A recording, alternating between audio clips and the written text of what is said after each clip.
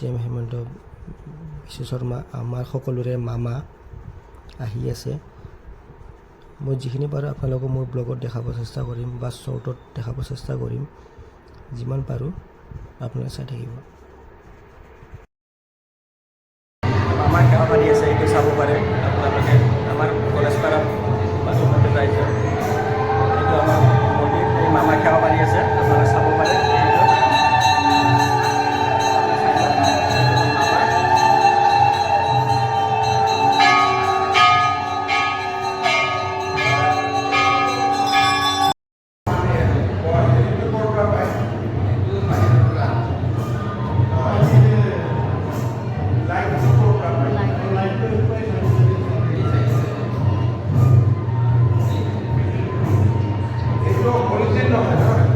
মামাই আমাৰ এইবিলাক ফুলি আছে, চাব পাৰে।